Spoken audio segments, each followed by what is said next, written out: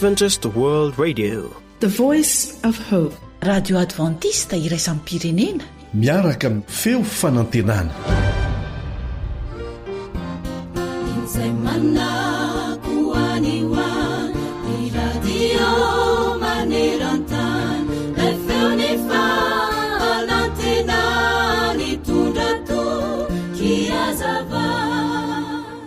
Rehefa niaraka tamin'ireo namany alkasa dia niteny tamin'izy ireo izy mba hamela azo irery aloha ahafahany maka saina kely. Tsy fantatry reto namany alkasa reto tokoa mantsy ny antony tena nangatahany alkasa hitoetra irery, satria tsy avy miainy alkasa, tsy nahazo aina mihitsy izy. Noho izany dia nangataka nio irery izy mba ahafahany miaina ara-dalàna indray. Fa inona ary ny anton'izany? Mampatahotra ny alkasa tokoa ny toerana be olona, tsy mba hampandeha makany amin'irony toeram-pisakafoanany rony na ireny tsena lehibe ireny izy, raha tsy indraindray ihany satria miteraka olana ho azy izany. Raha vao mandeha mivoaka amin'ireny izy dia tsarony midobodoboka mafy tsy misy ohatr'izany ny fony ary tera-tsemboka be ny tanany. Dia toa izany hatrana ny fiainan'ny alkasa. Nanomboka ny aina tamin'izany tahotra izany izy, taoriany nanoratany tononkira izay nahazony maro mpakasitrahana mihitsy aza. Lasa matahotra ny mivoaka ny trano izy, naiza toerana tokony alehany. Lasa gadra ny trano i alkasa. Indray maraina nefa raha teo am-pijerena amin'ny fahita lavitra i alkasa dia nahita fandaharana teo amin'ny fahita lavitra izay nilaza andalana soratra masina iray tao amin'ny baiboly, voasoratra ao amin'ny Jaona 1:4 ny 9:9 manao hoe: izay tsy tia dia tsy mba mahalala an'Andriamanitra, fa Andriamanitra dia fitiavana. Ireo tenin'ireo dia nikasika mafy ny fony alkasa. Ny ainao ampahalinana ny fanazavana izany teny izany tokoa izy, ka henony tamin'izany ny mikasika izany fitiavan'Andriamanitra izany izay lehibe dia lehibe tokoa ary afaka manova izay mandray izany. Teo dia nanomboka ny tomany sy ny talao tamin'Andriamanitra alkasa. Raha mbola teo am-pivavahany indrindra izy dia injao nahary feo nibitsika taminy izy nanao hoe: tianao ary ianao dia zanako. Nampahery ny alkasa tokoa izany teny izany. Nanomboka teo dia afaka nanohatra tamin'ny mpahendrena sy tamin'ny mpilaminana an'ilay tahotra izay nangeja azy izy. Mialehibe tokoa ny fahatokisany an'Andriamanitra izay niniony fa miaro azy amin'izay rehetra alehany. Vokatra izany ho ianao nandositra tanteraka ilay tahotra izay nangeja ny alkasa fahiny. Ao amin'ny fitiavan'Andriamanitra no ahitana fiadanana sy fiarovana tsara indrindra, ary tsy haintsika refesina nalazainy ny vavany habehan'izany fitiavana izany. Ho anao koa matahotra ve ianao? Tsaroa fa tianao Andriamanitra, ary ianao dia zanany toa ny alkasa. Averintsika vakiana ny afatra ilay raintsika ny an-danitra izay voalaza ao amin'ny Jaona 1:4 manao hoe: izay tsy tia dia tsy mba mahalala an'Andriamanitra, fa Andriamanitra dia fitiavana. Dia hamafisana izany ao amin'ny 5:20 sy ny 7:20 manao hoe: tsy manatahotra ny fitiavana, fa ny fitiavana tanteraka mandroaka ny tahotra, fa mampahoro ny tahotra, fa izay matahotra dia tsy mbola tanteraka ny fitiavana. Isika tia satria izy efa tia antsika taloha. Amen.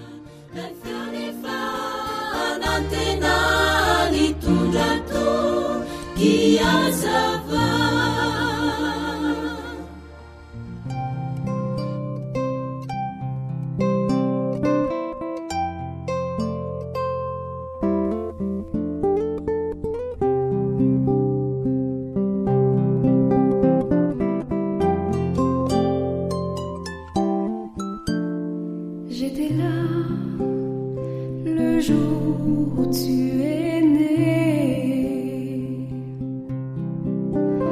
Tes tout premiers pleurs, oui, je les entendais. Alors que tu l'ignorais, je te voyais grandir. Et j'ai maintenant quelque chose à te dire. Tu restes à mes yeux toujours un enfant. À tes besoins d'amour, mes bras ouverts pour voir.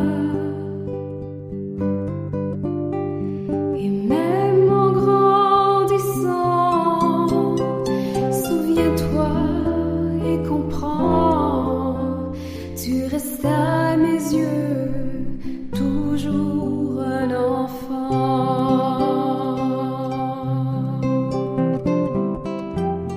Tarika Harlala.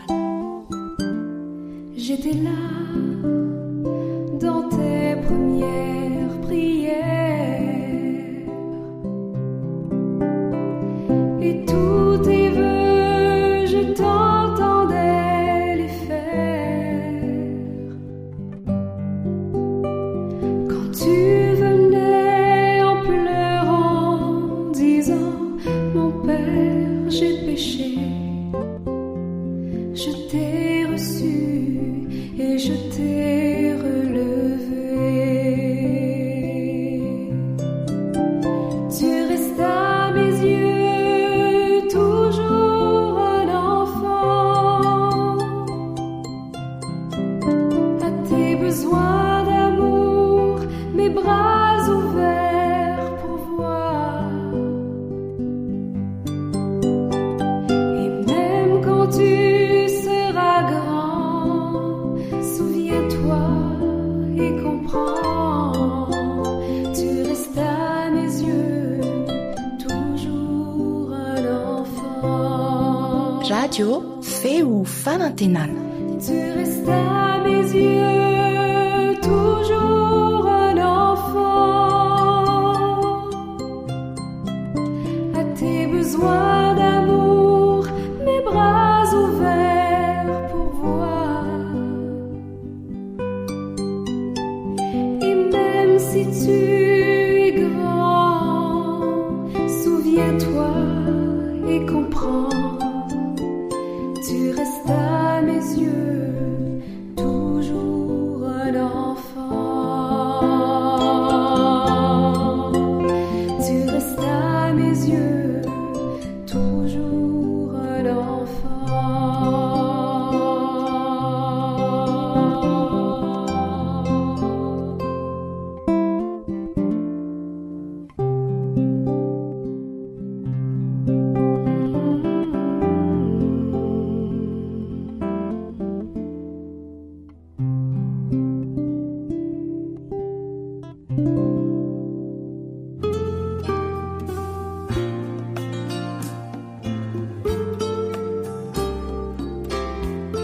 Fahaiza miaina, mampirindra ny fiarahamonina.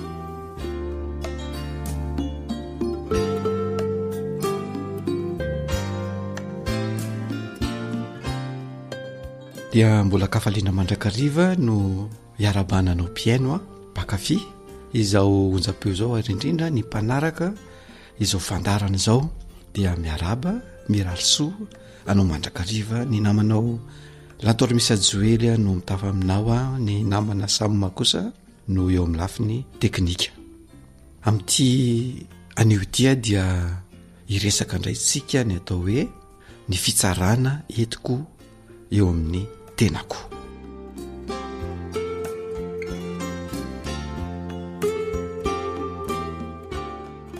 Tsara ny olona anankiray mametraka ny fitsarana momba ny tenany. Misy matsy ny olona sasany manombana ny tenany arakaraky ny tanjona izay apetrany. Fa ny olana rehefa tanjona ambony loatra no irina dia zay no miteraka fandravana eo amin'ny tena. Arak'izany ara rehefa metraka tanjona dia tsara raha miainga amin'ny tanjona tsy de ambony loatra fa eo amin'ny antoniny azo tratrarina tsara, ary tsara ny mametraka tanjona kely aloha vao mialehibe. Noho izany dia tsara ny miezaka eo amin'ny atao hoe fahatsarana, miezaka ny ho tsara izany, toy izay ny miezaka ho modely, fa mampiena ny atao hoe ianao anao na ny atao hoe image de soi anao sy ny estime de soi anao na le hoe fakafizana ny tena, ny zavatra toy izay indrindra rehefa tsy tratranao ilay tanjona ambony loatra dia mety ho potika na ilay fiheverantena sy ny fakafizana ny tena de tena mety ho potika tantera, ary rehefa potika io zavatra io dia sarotra indray ny mamerina azy eo amin'ny laoniny. Ka dia ny tsara zany dia ny atao hoe idéaly mifanaraka sy mifandraika amin'ny zava-misy izay iainany tena, fa tsy hoe mametraka tanjona sy modely ho ambony be izay mety animbany tena. Inona ny atao hoe idéaly eo amin'ny tena? Ny idéaly eo amin'ny tena dia na hoe toetra tianao atongavana, misy atao hoe dingana no atongavanao amin'izany zavatra zany. Koa hojerentsika aloha hoe avy aiza no miforona izany idéaly momba ny tena izany. Izy io dia avy amin'ny tontolo manodidina antsika na no manodidina anao. Ao anatin'izany mety ho ray aman-dreny no mametraka an'io zavatra io, mety ihany koa ho mpanabe no mametraka azy, mety ihany koa ho mpiara-monina no mametraka izay zavatra izay, zany hoe mametraka ny zavatra tiany ahatongavanao ny manodidina sy ny fiarahamonina. Ny ataon'ny ray aman-dreny dia ny mampita ny valeur na ny sotoavina amin'ny alalan'ny toetra ananany na amin'ny alalan'ny toetra asehony ihany koa na amin'ny alalan'ny resaka izay ataony aminao. Ny ray aman-dreny zany dia mametraka izany zavatra zany sotoavina na valeur zany amin'ny toetra ananany na ny toetra asehony na ny resaka izay ataony aminao, zany hoe tiany ho tsaratsara kokoa ianao dia matetika sosokevitra na hevitra tsara, hevitra ambony no tiany atao aminao, de zay no resahany aminao. Mety hoe manana ny atao hoe zavatra iandreketany izy na asa ataony, dia io asa ataon'ny ray aman-dreny io no tiany ho ataonao, ary dia averimberiny matetika izany zavatra izany, ary manana ny tanjona tiany ho raisina sy ho tratrarina ny ray aman-dreny, dia ianao zanany no tiany ahatratran'izay dia resahany aminao mandrakariva izany zavatra izay.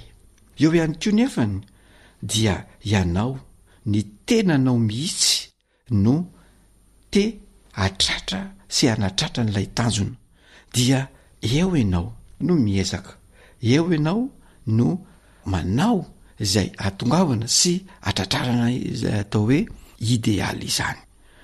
Tadidio tsara fa ny ray aman-dreny aloha noviana dia tsy tia an'izany hoe zanaka mirefarefa amin'ny tany zany, ary tsy tiany zany hoe anana zanaka ratsy zany, tsy te hanan-dratsy izy, dia zay no mahatonga azy hanosokevitra anao ary tsy hanolo-paty mafananao ny ray aman-dreny raha ohatra ka misy atao hoe idealy tia notratrarinao dia aza mieritreritra ianao zanaka hoe vato mafana ny atolotry ny ray aman-dreny ianao fa kosa dia ilay verina fa hoe ny mahasoa sy ny mahatsara anao no atolony ianao ka amin'ny alalan'izay dia tsara ianao mieritreritra tsara ianao mandinika tsara hoe inona marina moa ty zavatra atolotry ny ray aman-dreny ahy ity mahasoa avy mahatsara avy ety dia anjaranao ny mieritreritra sy manapa-kevitra amin'izay fotoana izay ary rehefa tolorana ianao koa zay zavatra zay dia tsara ny ifampiresahana aminy na iadika hevitra aminy ny mikasika izany atao hoe idealy tiany hotratrarinao izany dia rehefa hitanao fa mahasoa sy mahatsaranao le zavatra dia anjaranao manapa-kevitra anatanteraka niny idealy na tanjona tiany ray aman-dreny hotratrarinao iny eo ihany koa iaho teo hoe ianao mihitsy no te anatratra n'ilay atao hoe idealy ao anatin'izay dia tsara nefa ianao mamakafaka tsara mandinika manontany ary miadihevitra ny amin'izany atao hoe inona moa ny idealy eo amin'ny fiainana dia eo ianao manao fikarohana izany atao hoe idealy izany tsara raha miainga amin'ny zavatra madinika ozy aho miainga amin'ny tanjona madinika aloha zay a vao mialehibe ilay zavatra ary rehefa ela ny ela dia hotratranao izay atao hoe idealy io ny fifironan'io zavatra io a dia zavatra zay andrasany manodidina anao zay manodidina miandry zavatra aminao miandry zavatra tsara aminao miandry n'lay atao hoe fahatsarany anaty any anatinao any dia rehefa manodidina miandry an'izay dia anjaranao ny mampiseho sy maneho amin'ny manodidina izany zavatra tsara izany ka rehefa tratranao zany dia misy vokatra izay ratovinao mivokatra azo a dia mitondra sary tsara eo aminao zany zavatra zany fa raha zay kosa ny tsy tratranao dia mitondra ny sary ratsy izay apetraky ny manodidina anao koa alahoery ry zatovo alahoery tanora isany ezao ny aritratra zany hoe tsara eo amin'ny fiainana zany ezao mandrakariva ary katsao izany atao hoe manana ny idealy mpiainana zany eo amin'ny fiarahamonina fa rehefa izay ny tratranao a dia ny fiarahamonina ray manontolo ny manodidina rehetra dia mitady sy miangavy fiara-miasa avy aminao koa mino izay eto amin'ny fandarana fa tsy andrarakilom-biandoha ianao tanora fa hikatsaka mandrakariva izany atao hoe idealy eo amin'ny fiainana zany zay mitondra ny sary tsara momba ny tenanao eo amin'ny fiarahamonina amin'izay fotoan'izay dia ho sambatra ianao sambatra ny ray aman-dreny ho faly sitretrika koa manodidina ary ianao a androso ia tsara mandrakariva dia olona hotadiavina sy ilaina amin'ny fiarahamonina ianao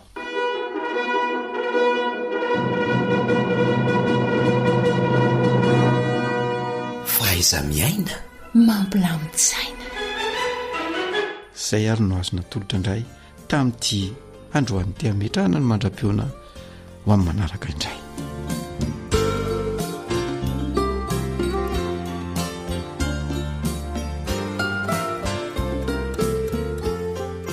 AWR téléphone 034 06 797 62 032 75 379 74.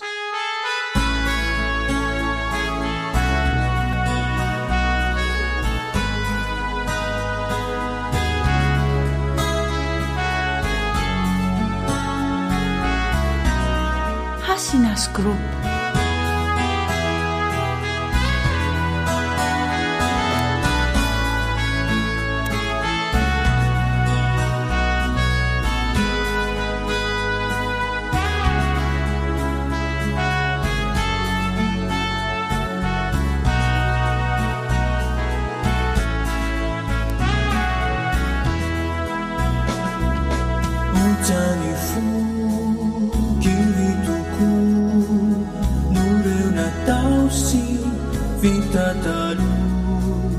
naneninaka inoanava ny fianako zay tsy nety hatrizao otsany fokitoko noreo natao sy fitatalo naneninaka inoanava ny fianako zay tsy nety hatrizao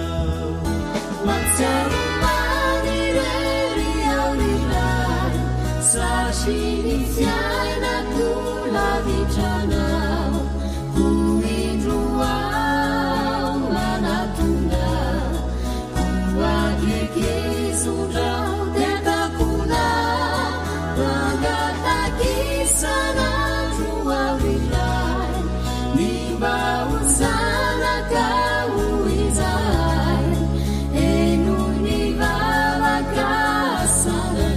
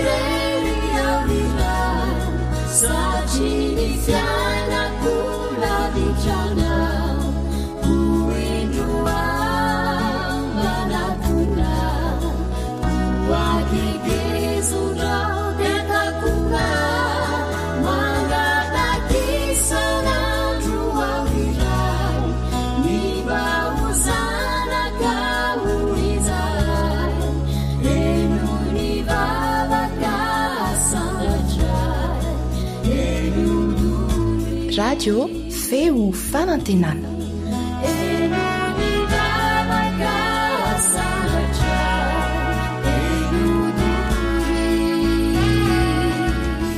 ankoatra ny fiainoana amin'ny alalan'ny podcast dia azonao atao ny miaino ny fandaharany radio AWR sampananteny malagasy isanandro amin'ny alalan'ny YouTube feo fanantenana AWR manolotra ho anao ilay feo fanantenana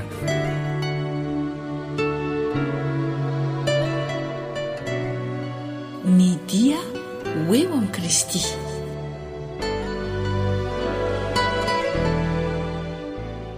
ny asa sy ny toe-piainana miasa miaraka amin'i Kristy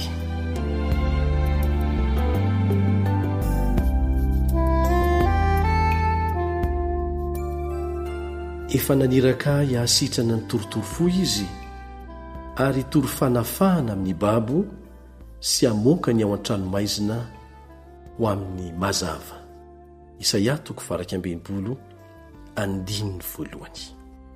Andriamanitra ny loharanon'ny fiainana sy ny fahazavana ary ny fifaliana ho an'izao rehetra ary izao mivoaka avy ao amin'ny fitahiana ka makany amin'ny asan-tanany rehetra tahaka ny fahazavana avy amin'ny masoandro sy toy ny rano miboiboika avy ao amin'ny loharano velona. Ary na aiza no misy fo hitoerany ain'Andriamanitra ny olona izay manana izany, dia tsy maintsy manana fitiavana sy fitahiana hitobaka amin'ny hafa. Ny fifalian'ny mpamonjitsika dia ny nanondrotra sy ny nanavotra ny olombelona efa lavo.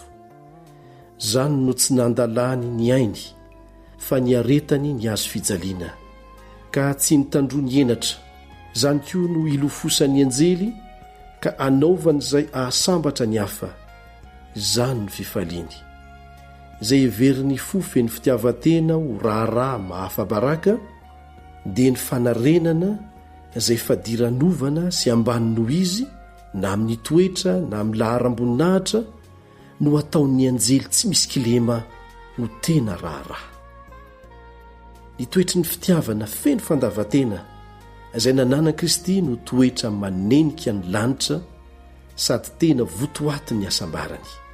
Zany no toetra tokony hanana ny mpanaraka ny Kristy Jesosy sady asa tokony ataony. Raha voarakitra ao am-po ny fitiavan'i Kristy dia ho tahaka ny fofomanitra tsy azo afenina izany. Ho tsaroan'izay rehetra mifanerasera amintsika ny heriny masina. Ny fanahy Kristy ao am-pontsika dia tahaka ny loharano anenefitra miboiboika hamelombelona ny mananaina rehetra, ary atonga izay efa voniko faty haniry fatratra isotro ny ranonaina. Ny fitiavana an'i Jesosy dia iseho amin'ny faniriana hiasa tahaka ny nataony, amin'ny fanandratana ny olombelona sy ny fanampiana azy amin'ny fahoriany.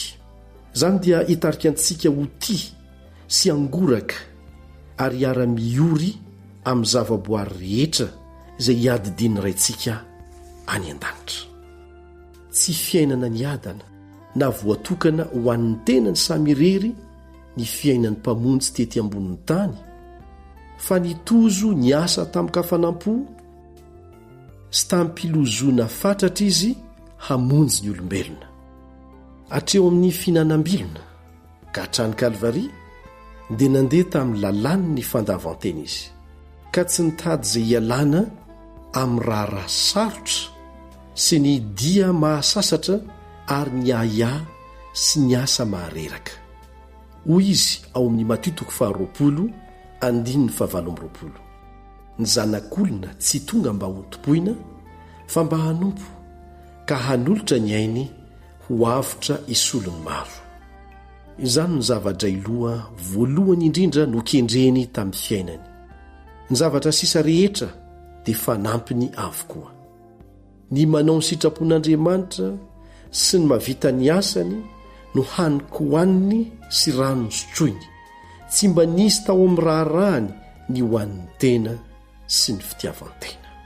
Koa amin'izany izay anisan'ny mandray ny fahasoavan'i Kristy dia tsy maintsy voninkiasa sy andahan-tena mba ahazon'ireo navotany anjara amin'ny fanomezan'Andriamanitra. Hanao izay rehetra azony atao izy mba hahatonga izao tontolo izao ho tsaratsara kokoa noho izy mitoetra eto aminy. Izany toe-panahy izany no tena vokatry ny fiovam-pomarina. Raha vantany vao mahafantatra an'i Kristy ny olona dia miredareda ao am-pony ny faniriana tia hampahafantatra ny hafa, fa efa nahita sakaiza malala izy dia Jesosy. Tsy azo nidirana ao am-pony fahamarinana mahatonga famonjena sy fahamasinana. Tsy ho azontsika atao ny angina raha voatafy ny fahamarinan'i Kristy isika ary feno fifaliana no ny fanahiny ao am-pontsika. Tsy maintsy hanan-javatra ho lazainy isika rehefa nanandrana ka nahita fa tsara ny tompo, tahaka nataon'i Filipo fony izy nahita ny mpamonjy, no tsy maintsy ataontsika koa amin'ny olo-kafa hanatony any an'i Kristy. Ikely aina isika hampiseho aminy ny hatsarany Kristy sy ny fahamarinany fiainana ho avy. Hisy faniriana fatratra izotra amin'ny lalana izay nizorani Jesosy ao amintsika sy hanao izay hibanjina n'ireo manodidina antsika an'ilay zanak'ondron'Andriamanitra izay nanaisotra ny fahotany izao tontolo izao. Araka ny voalaza ao amin'ny Jaona 1:7. Ary atonga soa ny tenantsika ny fikelezanaina ahasoa ny hafa. Zany no fikasan'Andriamanitra tamin'ny nanomezany antsika anjara mba hiasa amin'ny raharaham-panavotana. Efa nanome tombontsoa ny olombelona izy mba ho tonga mpiombo toetra aminy, ary rehefa izany dia ampiely ny fitahiana azo ho an'ny namana. Zany no voninahitra ambony indrindra sy fifaliana lehibe indrindra azon'Andriamanitra omena ny olombelona. Izay manao izany asa-pitiavana izany dia ho voasintona ho akaiky ny mpamonjy azy indrindra. Azon'Andriamanitra natao ho adidin'ny anjely masina ny fanompom-pitiavana sy ny fitoriana ny filazantsara mba amin'ny asa rehetra. Azony natao ny nampiasa fomba hafa hanatanterahana ny fikasany. Nefa noho ny fitiavany tsy voafetra dia naleony ny fidy antsika ho mpiara-miasa aminy sy Kristy ary ny anjely mba hananantsika ny fitahiana sy ny fifaliana ary ny fisondrotana ara-panahy amin'izany fanompoana tsy mandala tena izany.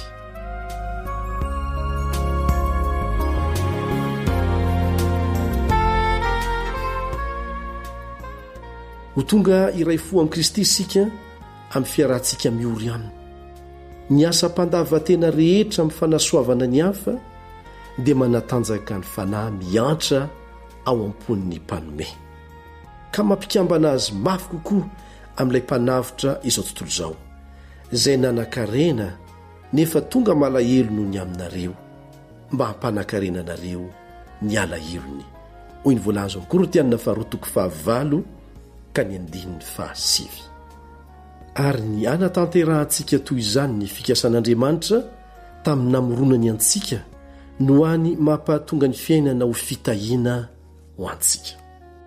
Raha mikasa hiasa arak'izay antenain'i Kristy ho ataon'ny mpianany ianao ary hahazo fanahin'olona ho azy, dia ho tsaroanao fa mila fahazarana lalindalina kokoa sy fahalalana bebe kokoa ny amin'ny zava-masina ianao aronona sy angetaeta ny fahamarinana. Hitaraina amin'Andriamanitra ianao dia ho atanjahina ny finoanao ary gioka bebe kokoa amin'ny loharanom-pamonjena ny fanahinao. Ny fanoherana sy ny fizahan-toetra tonga aminao dia hanesika anao hamaky ny Baiboly sy hivavaka, dia hitombo amin'ny fahasoavana sy ny fahalalana Kristy ianao ary hatsapa zavatra betsaka tokoa. Ny fiasana ampandavatena ho an'ny hafa dia mahatonga ny toe-panahy ho lalipaka sy mahajoro tsara ary maty ho tia toy ny an'i Kristy, ka dia miteraka fiadanana sy fahasambarana ho an'ny tompony izany. Ho tonga ambony ny faniriana ka tsy hisy ho azo ny fahalainana sy ny fitiavantena idirana. Izay mampiasa toy izany ireo toetra mahafinaritra tokony ho hita eo amin'ny kristianina dia hitombo ary hamatanjaka amin'ny asan'Andriamanitra. Anana fahazavan-tsaina sy finoana mafiorina ary hery mitombo amin'ny fivavahana izy. Rehefa manitsika azy ny fanahin'Andriamanitra dia hampisandratra ireo feo manga sy masina avy ao amin'ny fanahiny izy, ho vokatry ny tanany tompo toa mitendry mozika. Izay manolo tena ikely aina toy izany hanasoa ny hafa no tena miasa marina tokoa ahatanteraka ny famonjena ny tenany.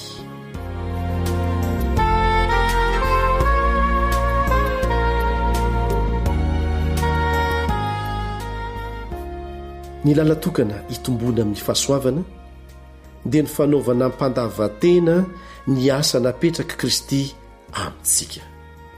Hiezaka arak'izay azontsika atao hanampy sy hanasoa an'izay mila fanampiana amintsika. Avy amin'ny fampiasantena no mahatonga ny hery ary ny fihetsiketsehana no votoatin'ny aina.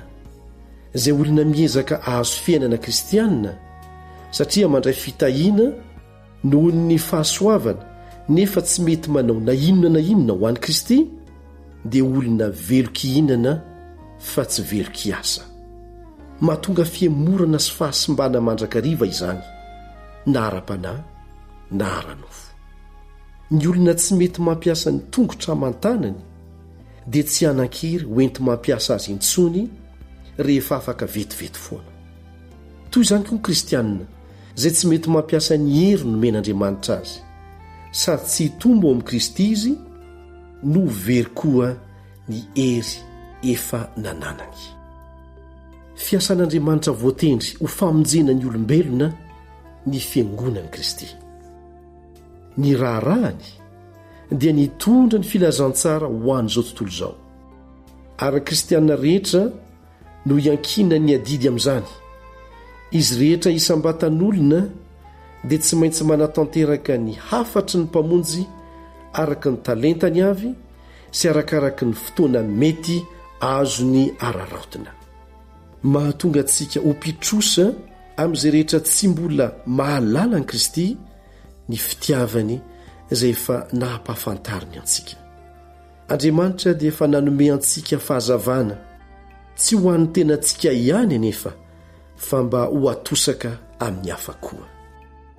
Raha mbola mifoto tsara ho amin'ny adidiny ny mpanaraka an'i Kristy, dia isy arivoarivo any amin'izay tsy misy afa-tsy iray ankehitriny no hitory ny filazantsara amin'ny mpanompo sampy.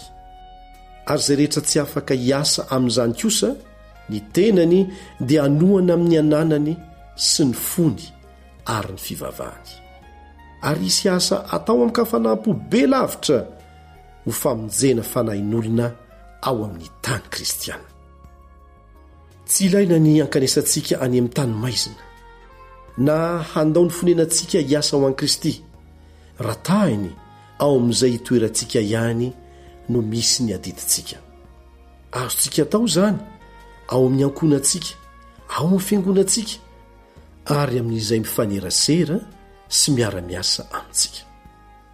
Ny ankabeazan'ny andro ny mpamonjy antsika dia nolaniny tamin'ny asa ampaharetana tao an-trano fandrafetana tany Nazareta. Nanjohy ny tompony aina ny anjely mpanompo, fony izy niara nandeha tamin'ireo tambany vohitra sy piasa, tsy nisy pahalala sady tsy enikatsa.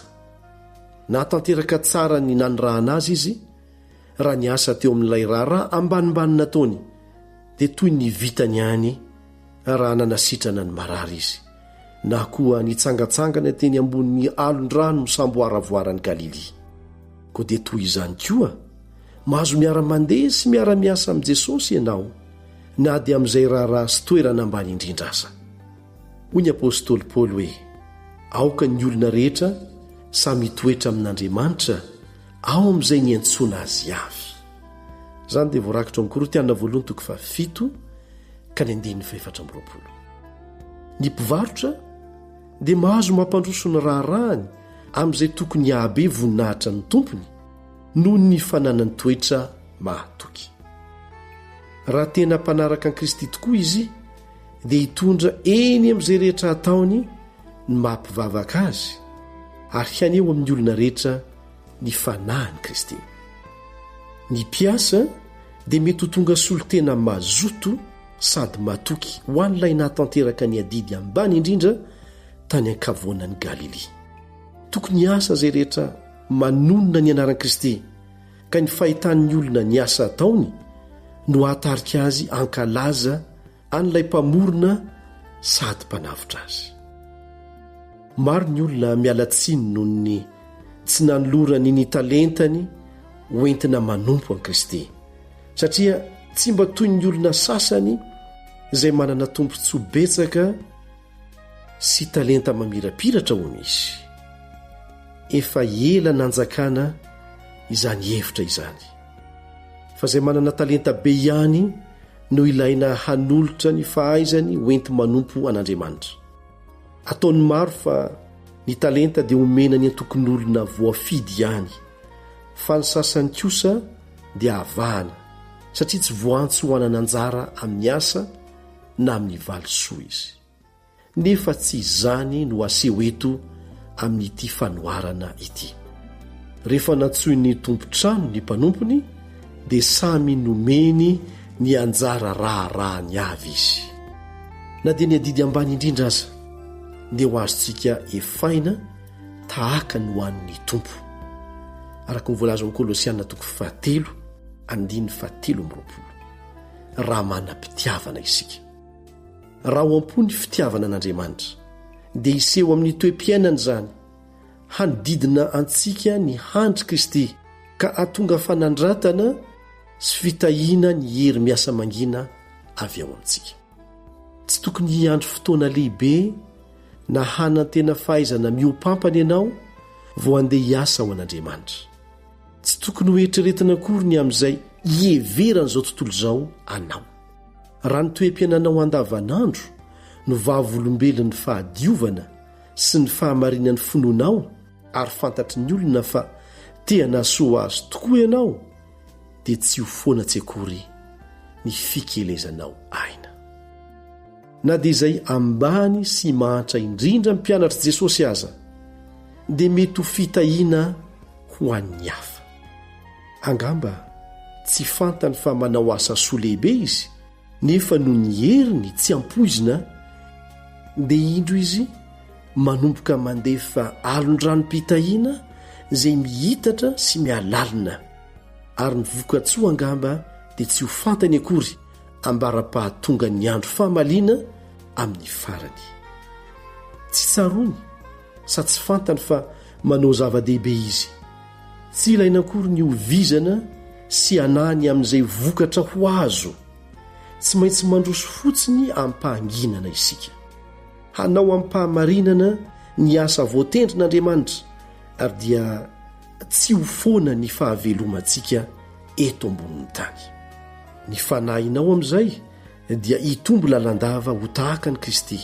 Mpiara-miasa amin'Andriamanitra ianao eto amin'ity tany ity ary noho izany dia tonga mendrika ho amin'ny asa ambony kokoa sy ny fifaliana tsy arahin-tsento any amin'ny fiainana ho avy.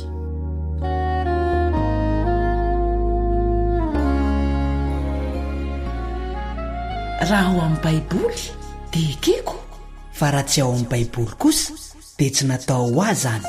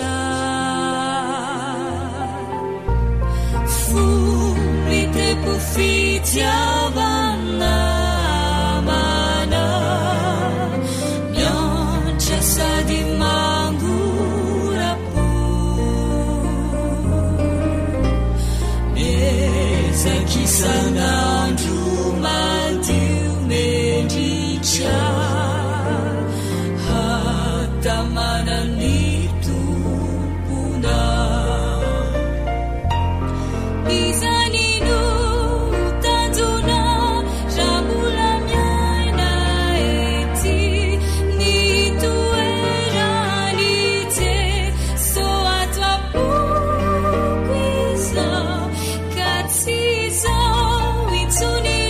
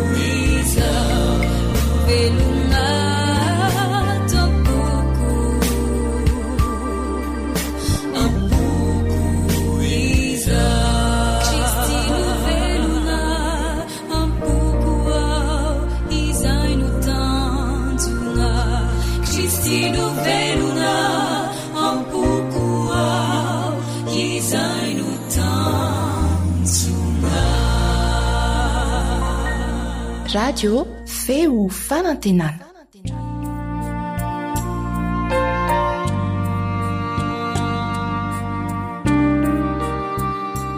Ankoatra ny fiainoana amin'ny alalan'ny podcast dia azonao atao ny miaino ny fandaharany radio AWR sampana teny malagasy amin'ny alalan'ny Facebook isanandro amin'ny ity pejy ity feo fanantenana.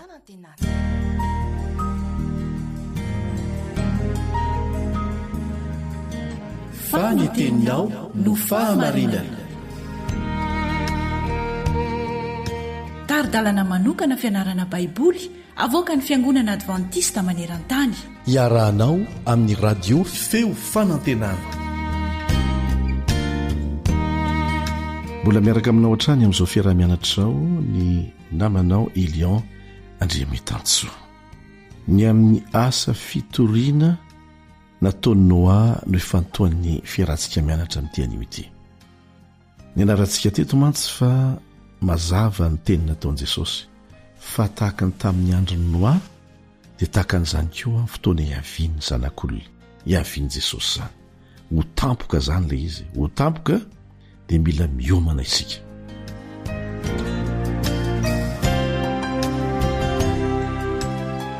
Fantatsika fa nandritra ny 20 taona Noa no nitory, izany hoe nampianatra fa ho avy ny safodrano. Fa tamin'izany fotoana izany moa dia tsy nino ny olona. Tamin'ny voalohany dia nisy maromaro ihany mba niaraka taminy, fa rehefa ela nandeha ny fotoana dia nitakimotra. Noa 9 mianaka sisa ny vonona, kanefa ny avitsin'ny olona Noa 9 mianaka, ny avitsin'ny olona vonona hiatrika ilay toe-javatra izay efa nolazain'Andriamanitra dia tsy nahasakana an'Andriamanitra anatanteraka an'izany. Ka tsy ho adino izay. Mampatsiahy antsika Petera fa maro ny tsy ho vonona amin'ny fiverenana Kristy satria maninona? Minijamba sy manadino izay nitranga tamin'ny safodrano. Izay mihitsy lazainy. Minijamba sy manadino izay nitranga. Ireo zany no atonga ny olona tsy ho vonona ka tandremo fa na inijamba toinina azy ianao dia tsy hanova ninina zany. Na manadino azy ianao tsy maintsy hitranga izay nilazain'Andriamanitra fa hitranga. Tsy miankina amin'ny finoanao na tsy finoanao an'izany no tsy maintsy hitrangan'izany. Ny faminaniana apokaliptika voalaza amin'ny Daniela sy ny apokalipsy dia tsy miankina amin'izay ataoko na izay inoko na izay ataonao na izay inonao na tsia ny ho fahatanterahana, fa tsy maintsy tanteraka izany na mino ianao na tsia, na manaiky ianao na tsia, na minijamba ianao na tsia. Vakitsika azy voalaza amin'ny Petera 2:7-7 Petera 2:7-7. Fa fantatrareo voalohany indrindra fa amin'ny andro farany dia hisy mpaniratsira avy anirantsira mandeha araka ny filahiny ka manao hoe aiza ny teny fikasana ny amin'ny fiaviany?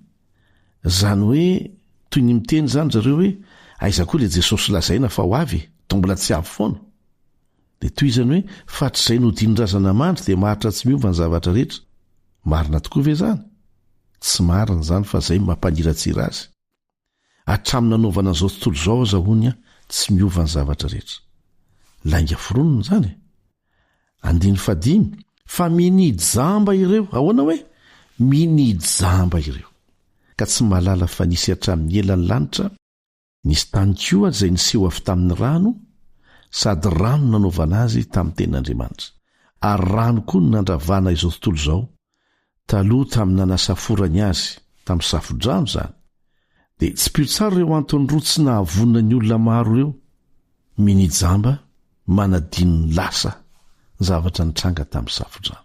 Ireo zany mahatonga ny olona tsy ho vonina dia tokony hitandrinatsika. Amin'izao fotoana izao na dia voatahiry ao amin'ny sain'izao tontolo izao aza miaraka amin'ny porofo tsy azo lavina ny amin'ny isian'izany hoe safodrano zany.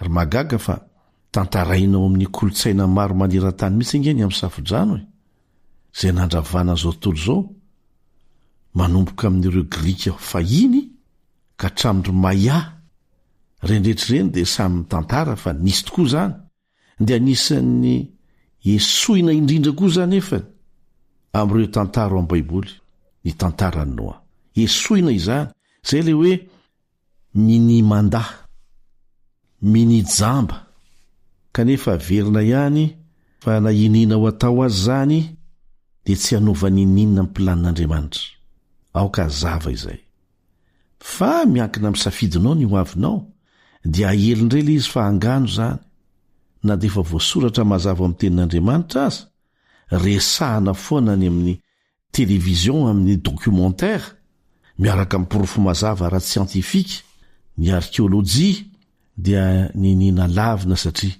manelingelina ny fisainany mbola te-ilomano amin'ny fahotana le izy ka tandremo soatratran'izany fa tsy hanova ny planin'Andriamanitra ny tsy finoanao sy ny finiavanao tsy tia lala zao lazainy Jesosy eo amin'ny Matthieu 4:7 andiny fa 7:30 ka hatramin'ny 7:30 Matthieu 4:7 andiny fa 7:30 ka hatramin'ny 7:30 fa tahaka ny tamin'ny andro Noa dia tahaka izany ny fiaviany zanak'olona fa tahaka ny tamin'ny andro Noa tsy mbola tonga ny safodrano nihinana sy nisotro ny olona napakabady sy namoaka ny ampakarina mandra-piavy ny andro izay nidira Noa tao amin'ny samby fiara ary tsy fantany mandra-piavy ny safodrano izay nandringana ny olona rehetra dia ho tahaka izany ny fiaviany zanak'olona efa nivakitsika izany fa ninina verina tahaka ny tamin'ny andro Noa ny toe-javatra iseho eto amin'ity tany ity mialohan'ny hiaviany Jesosy dia ampitahintsika inky amin'izay voalazo amin'ny Genesis 4:1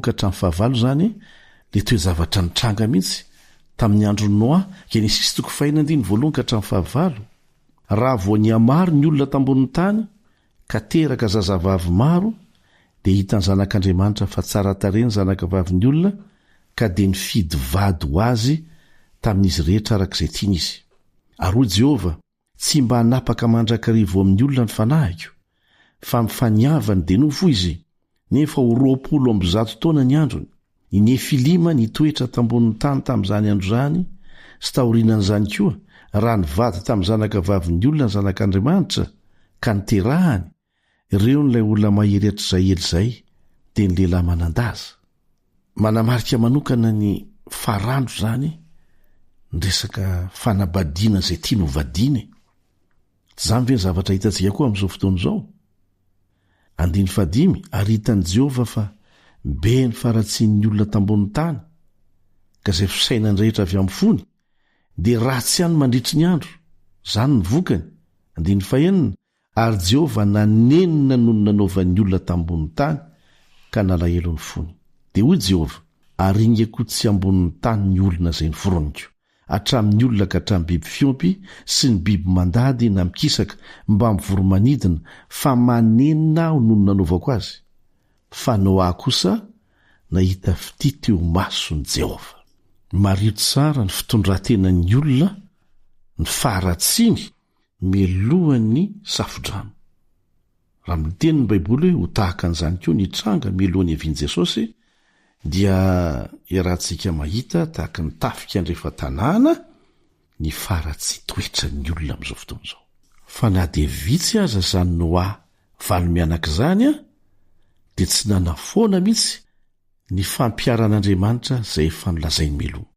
voalaza ao amin'ny Hebreo 12:7 Hebreo 12:7 fa mba hamonjena ny ankohonany no nanamboarany Noa samby fiara nahoana moa ny olona nolazaina daholy nampahafantarina fa tsy nisy nanaraka azy naray azy izay zany nanameloana an'izao tontolo izao sy nahatongavany mpandova ny fahamarinana araka ny finoana nahatongavany Noa zany ho mpandova ny fahamarinana araka ny finoana eritrereto hoe nitorina andritra ny 100 taona mahery ianao nefa tsy nisy vokany fa ny ankohonanao ihany ny tafiditra tao anaty samby fiara efa zava-dehibe amin'Andriamanitra zany raha mpitory ny filazantsara amin'izao vanim-potoana izao Noa dia mety holazaintsika fa tsy naomby izy tsia efa nisany vokatra vokatry ny fitoriana ny filazantsara nataony Noa ny vady aman-janany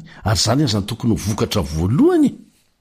Soa ihany fa amin'izao fotoana izao dia efa rakotry ny fitoriana ny afatry ny anjely telo izao tontolo izao. Isaorana ny tompo fa be dehibe ny olona manaiky handray an' Jesosy ho mpamonjy ny tenany sy hanome voninahitra azy.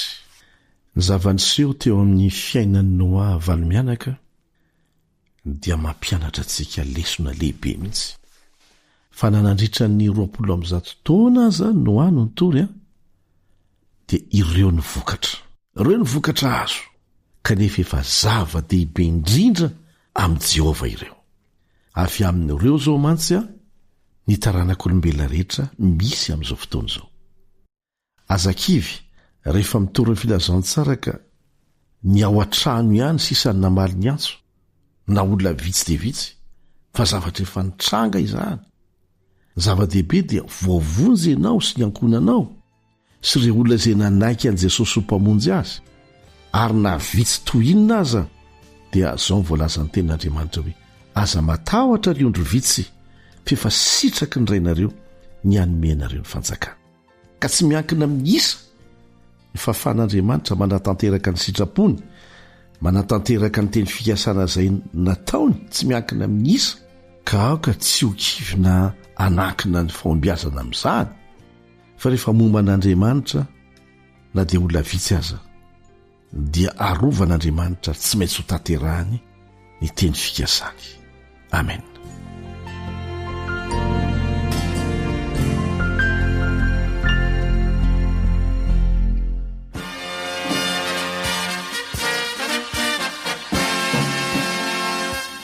Adventist World Radio, The Voice of Hope.